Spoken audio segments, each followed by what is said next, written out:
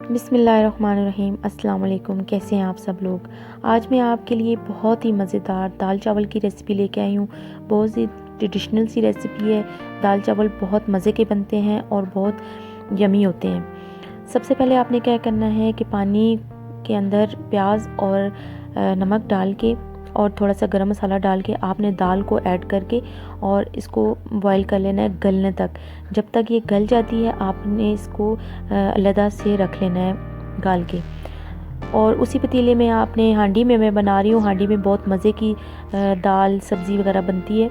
हांडी में आप क्या करें कि लहसुन और प्याज, थोड़ा सा प्याज लेके और लहसुन के साथ इसको थोड़ा सा ब्राउन कर लें। साथ ही आप गरम मसाला 1 टेबल स्पून आप इसमें गरम मसाला का ऐड कर दें और कड़ी पत्ता आप इसके साथ ऐड करके और ये मसाला अच्छी तरह बना लें। ये हम दाल का बघार तैयार कर रहे हैं। और दूसरी तरफ मैंने चावल बॉयल होने के लिए रख दिए हैं। सिंपल चावल आपने बॉयल करने हैं, नमक और थोड़ा सा गरम मसाला डाल के और उन चावलों को आपने बॉयल कर लेना है।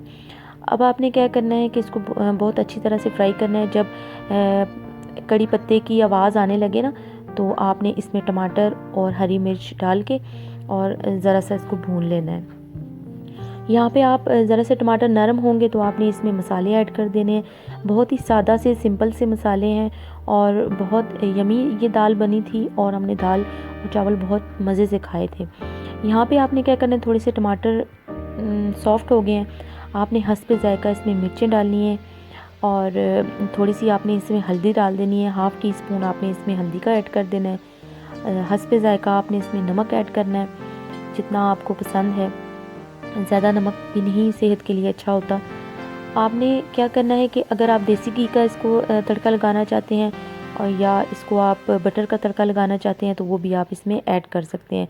हस्ब ज़ायक़ा नमक डाल के इसको बहुत अच्छी तरह इसको आप भून लें और जब टमाटर गल जाएं और ये घी इसका ऊपर आने लगे तो आपने क्या करना है, वो दाल इसमें ऐड कर देनी है। देखें दाल बहुत अच्छी और बहुत ही ज़्यादा गली हुई होनी चाहिए। दाल चावल में ज़्यादा दाल जो होती है वो गली हुई ही अच्छी लगती है, मैश की हुई दाल। और आपने बहुत अच्छे तरीके से इसको हिला लेना है और बहुत अच्छी सी किसी डिश में निकाल लेना है। दाल चावल बिल्कुल रेडी है। आप घर में भी बनाइएगा। दाल का टेक्सचर चावलों के लिए इतना ही होता है। आप ज़्यादा गाढ़ी रखना चाहते हैं तो आप गाढ़ी भी रख सकते हैं। बहुत अच्छी सी डेकोरेशन करें।